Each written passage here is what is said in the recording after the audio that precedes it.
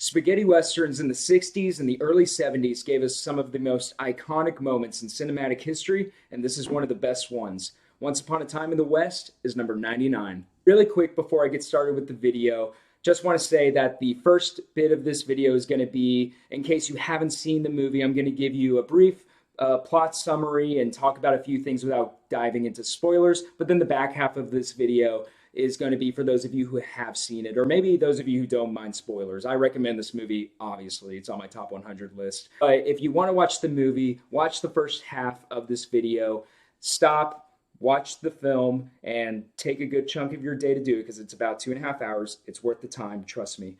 But to watch the movie and then come back and watch the second half, because I'm going to be talking about some specific things that I really like, specific scenes, some of the development of this movie, so it's going to be some good stuff. So definitely come back after you've seen the movie. Once Upon a Time in the West was released in 1968 and was directed by the legendary Sergio Leone. He's best known for his original trilogy, the Dollars Trilogy, starring Clint Eastwood. And this was actually the first movie in his second trilogy, the Once Upon a Time trilogy. And this movie stars Charles Bronson, Jason Robards, Claudia Cardinale, and the legendary Henry Fonda, which, if you don't know who Henry Fonda is, do your homework, because this guy was amazing and he was the man back in the day. And the plot of Once Upon a Time in the West, to put it vaguely, not to spoil it, is two mysterious men need to protect a recent widow who is under attack from a killer who is after her and a lot of money. And that's basically all you need to know. It's a Western, you know what you're going to get here. While that plot sounds derivative of other Westerns, Sergio Leone proves here why he was a master at what he did, because he makes this totally unique from any other Western that he had done, or really that anybody had ever done on a mainstream sort of channel. See, what this movie was known as was a spaghetti Western, which is basically a Western that was made by Italian filmmakers and usually filmed in Italy or somewhere around Europe. And while many spaghetti Westerns at the time were more lighthearted, tongue-in-cheek, glorifying the American West, this movie makes it a point to get down and dirty and show you what the West was really like. And it was no place that you wanted to be, because wherever you went, there was going to be somebody there who wants something that you have and isn't going to stop until they get it, even if it involves murder sometimes. The way that Leone and the writers of this movie make you feel like you were in the West is through a lot of the dialogue with the characters, you know. And there are some moments that are a little bit more lighthearted, like a classic Western line. But for the most part, the dialogue in this movie is just so down and dirty and really just gets you into what it was like to live there, and really what the people who lived there were like. You know, these weren't people that were, you know, just out to have a good time, you know, like, oh, like we're in the American West. Like, no, there was no guarantee back then that you were going to be successful. And it was basically lawless. I mean, they had sheriffs in town, but if you're riding in a wagon in a desert and a bunch of Rough Riders are coming at you, there's really not a whole lot you can do. And it's really interesting in this movie how the people that they portray in it fall into that category. The four leads in this film are all like pretty tough in their own respect. They've all been through different things, but all of them definitely belong in the West. And the sound design in this movie, too, really makes it feel like an open, wide space where there aren't a lot of things and where you could literally hear a pin needle drop. It raises the tension in any scene where a character is at risk of getting killed, and it just makes the setting feel wide open. And speaking of the sound, I would hate to go this entire video without at least mentioning the composer of this movie, the legendary Ennio Morricone. If you don't know who Ennio Morricone is, you 100% do. This guy is a legend in film. You have heard his themes time and time and time again. If you have a minute after this video, definitely look up his name in Spotify, because I promise you, you're going to find at least one theme that he composed at some point in his career that you are well aware of. This guy was iconic, to say the least. So rest in peace, the legend Ennio Morricone. His score in this movie is amazing. I first saw Once Upon a Time in the West whenever I was in college in a film class. And at the end of the year, we had to do a little project where we had to write an essay about whatever the favorite movie that we had to watch in the last year was.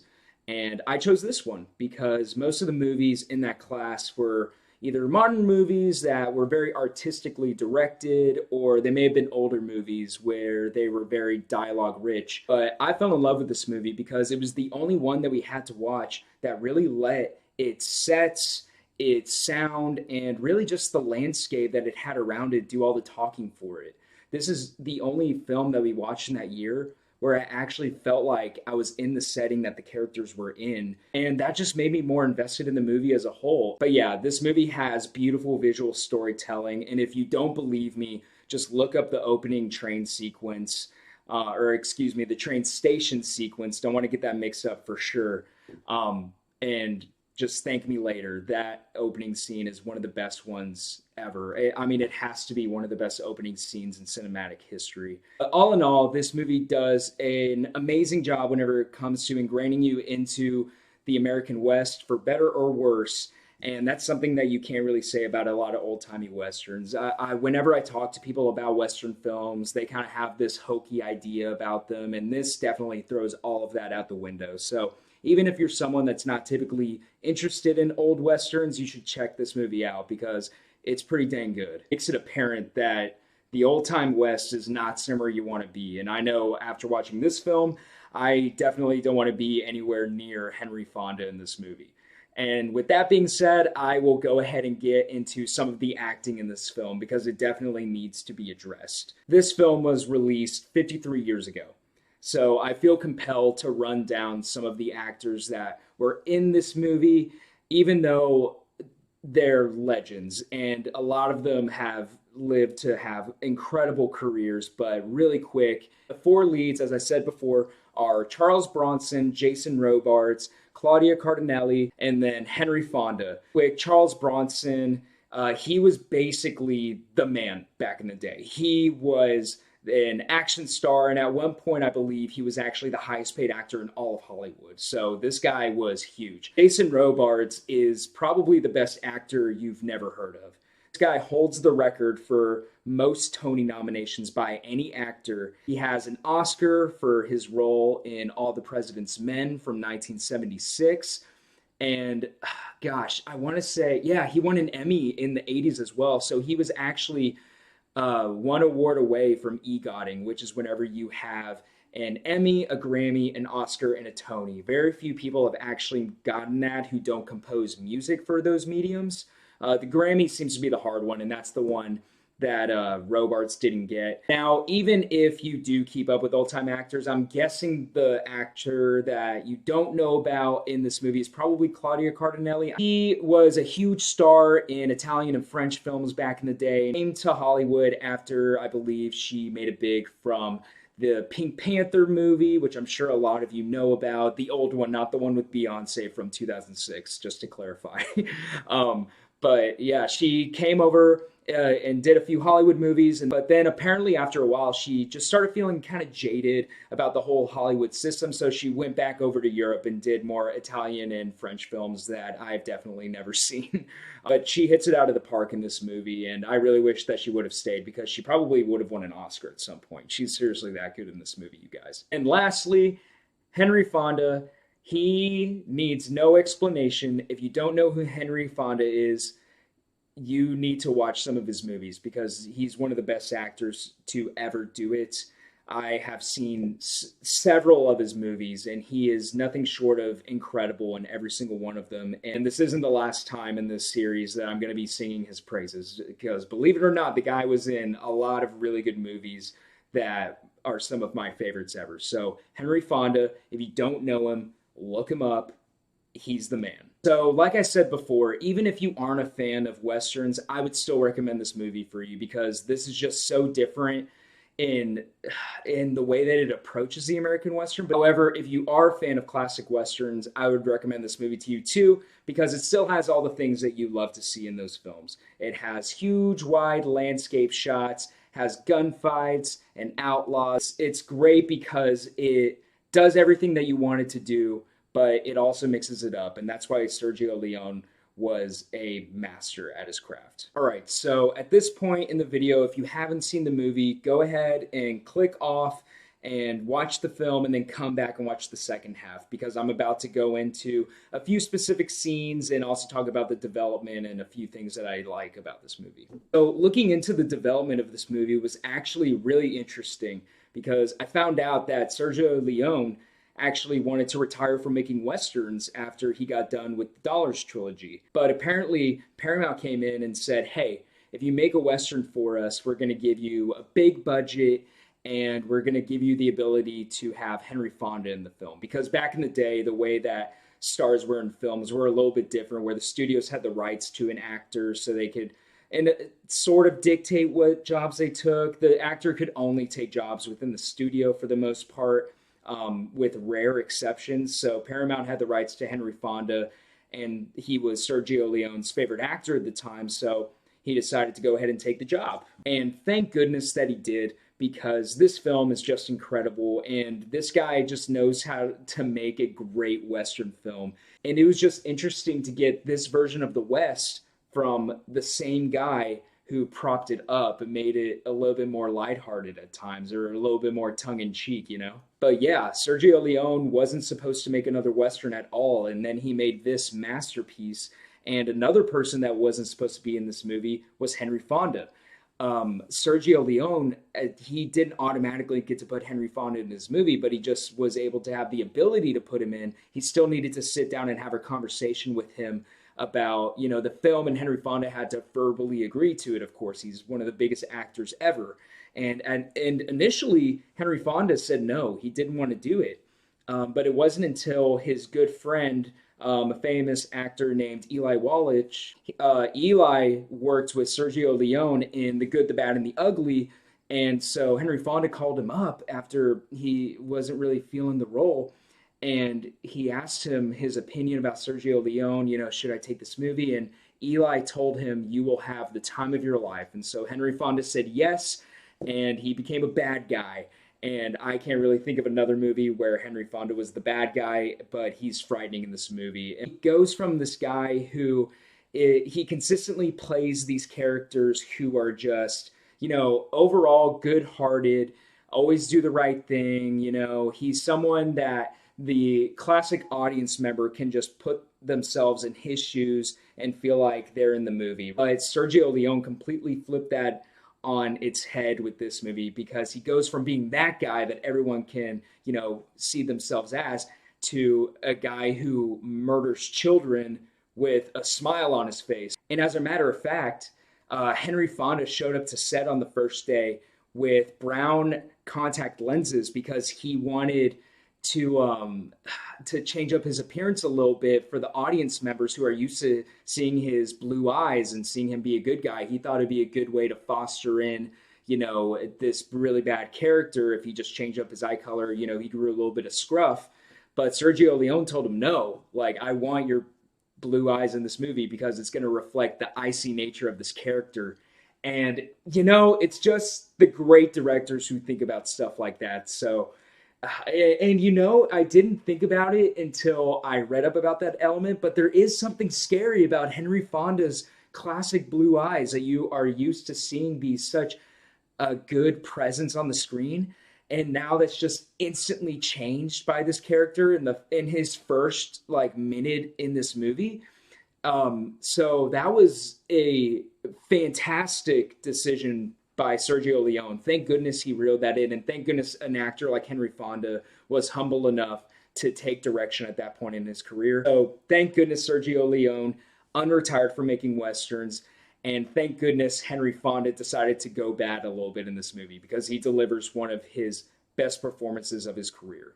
So that being said, I want to go deeper into the acting. I've already said it before. I'm not going to keep saying how good Henry Fonda is. Obviously, I think he's a great actor, and clearly he's extremely good in this movie, taking a different role than he's usually taken in the past and being so good at it as well. I mean, it takes guts as an actor to go against the mold at that point whenever you've achieved critical acclaim doing one thing and then deciding to do something else.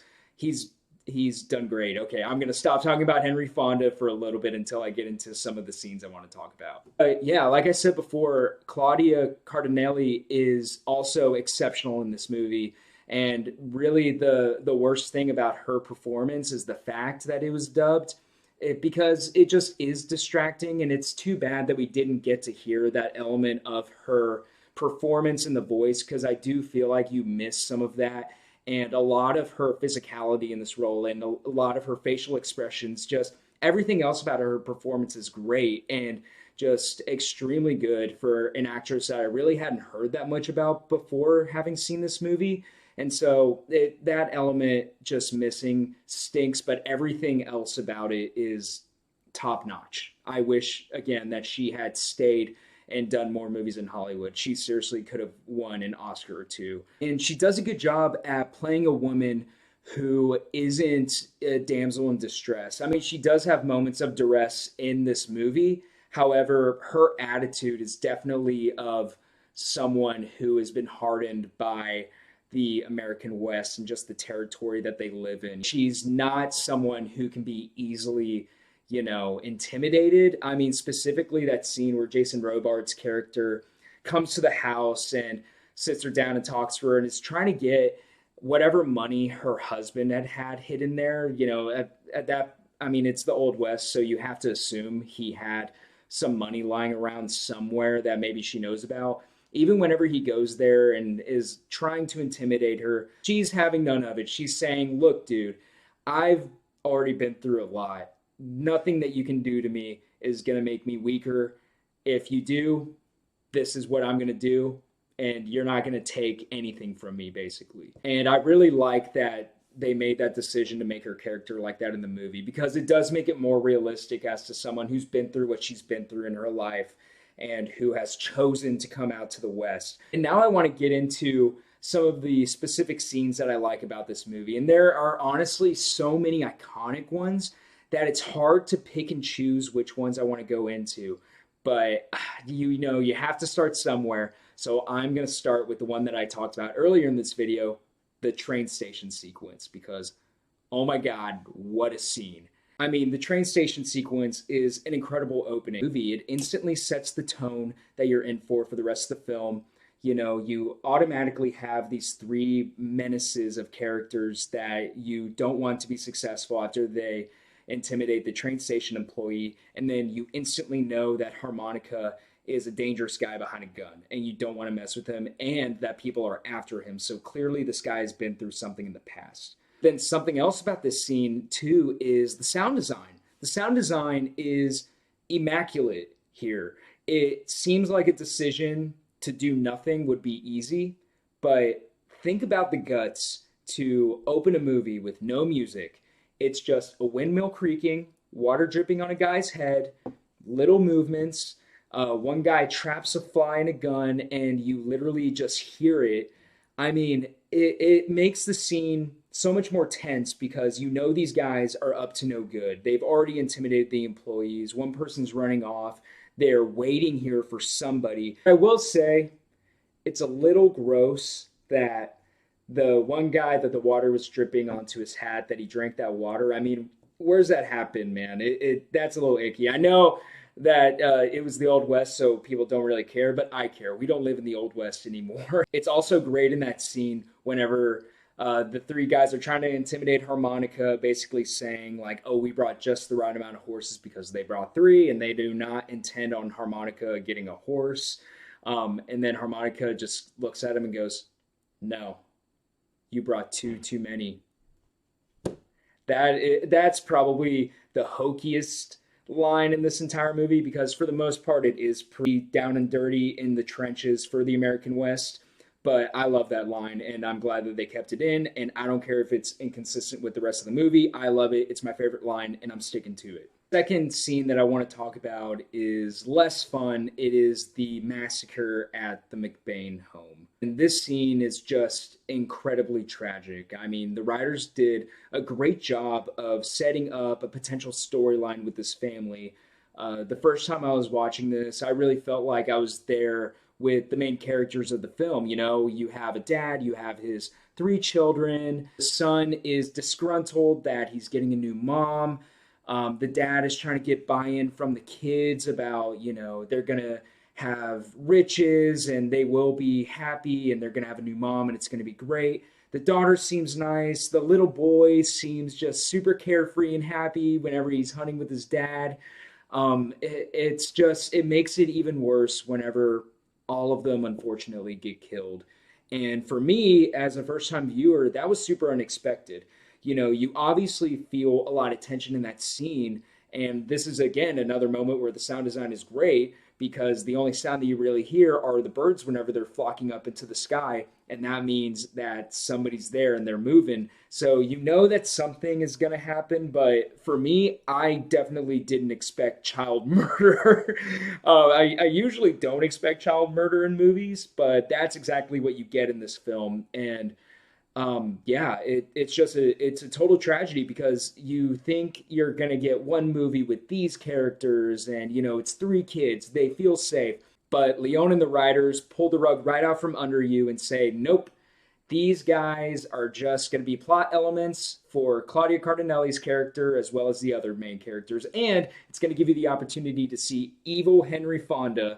I can only imagine what the audience reaction was whenever the first three members of the family were killed, and then the guys come out of the bushes and they all see Henry Fonda. I mean, nowadays, whenever you hear a certain actor is casted in a role, you know, people get all over the internet and they talk about whether they think it's a good idea or a bad idea based on their previous work. I think probably the best example of that recently was whenever Heath Ledger was casted as the Joker, because everybody just knew him as the 10 Things I Hate About You guy, basically, that in A Knight's Tale. And really, at the time, everybody was like, how can this guy play an evil Joker? And then that ended up being one of the greatest acting performances ever. But I would imagine audience members didn't realize Henry Fonda was going to be playing a bad guy in this movie until they were physically in the theater and watched him kill a kid. And then the last scene that I want to talk about specifically is the ending duel and just how well that scene is edited, because they allude to harmonica having some kind of history with this guy. You know, we're given these visions of a blurry figure walking towards the camera a couple times in the movie, but we really don't know what it is or what harmonica's backstory is. I mean, heck, we don't even know this guy's name, let alone his motivation. I mean, all we know is that he's a good guy who appears to be doing stuff for the greater good, but to have his motivation revealed in that last scene, whenever the stakes are never higher, he is about to have a duel with this guy, and they cut back to whenever his brother was killed by him, basically, with him right there, and they reveal that Henry Fonda was the guy who put the harmonica in his mouth in the first place, is brilliant. The editing to call back to that in that moment right before they're about to shoot their guns it's incredibly compelling. And if you weren't rooting for harmonica, or if you didn't hate Henry Fonda's character enough, that was all you needed right there. For me, I knew what I wanted to have happen, but after I watched the flashback, I knew what I needed to have happen. And I mentioned that Morricone was a master at his craft, and it's specifically for moments like the music flare up whenever Henry Fonda puts the harmonica in harmonica's mouth in the flashback. Like, oh my goodness.